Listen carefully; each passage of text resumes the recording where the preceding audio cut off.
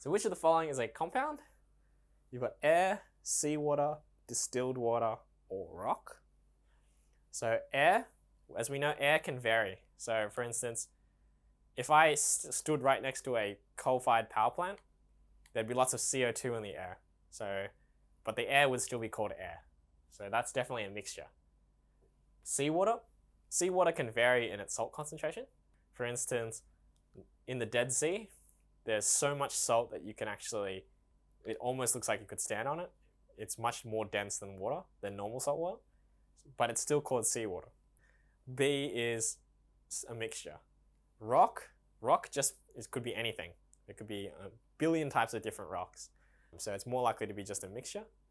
So C, distilled water, is a compound. Water is a compound. So we know that. Which of the following is an element? So we know water vapor is definitely not an element. Ammonia is NH3, so that's definitely not an element. And we know carbon dioxide isn't an element. But oxygen gas, even though it exists as a molecule of two oxygen atoms combined together, it's still an element. Okay? Question 5. Splitting water into hydrogen and oxygen takes a lot of energy compared to separating sand from water. Why is this so? If we were to split water into hydrogen and oxygen, it takes a lot more energy than just separating sand from water.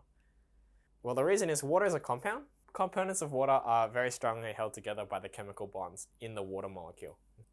So in the water molecule, the oxygen is bonded to the hydrogens by very strong chemical bonds. So that's why it takes a lot of energy to separate. So we need a lot of energy just to separate these bonds, okay? Now sand and water is a mixture, and because these substances don't form strong chemical bonds, they are very easy to separate. They're easy to separate because they don't form very strong bonds, so we can just filter them out. Okay. Question 6. Mixtures are said to have variable properties. Explain how this can occur.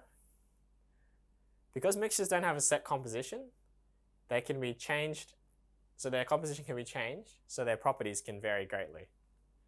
For example, a mixture of alcohol and water may not be flammable when there's more water than alcohol, but changing the proportions, it will become more flammable as the alcohol percentage increases. So if I took 50% water, 50% ethanol and tried to burn it, it might burn, but it probably won't. But if I took 99% ethanol and 1% water, that would probably light on fire.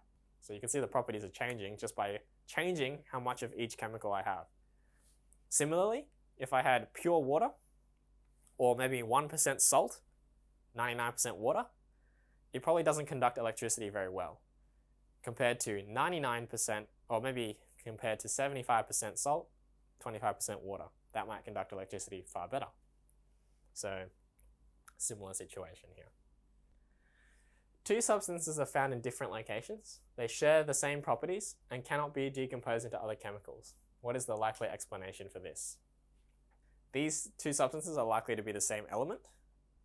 Since an element cannot be broken down into simpler substances, and both substances exhibit the same properties, it's very likely that they are composed of the same atoms. Okay? So that concludes today's lesson on classifying matter. We looked at the main classifications of matter, and in particular we looked at elements, mixtures, compounds, and molecules. So hopefully you've learned something about classifying matter, and I look forward to seeing you at our next lesson.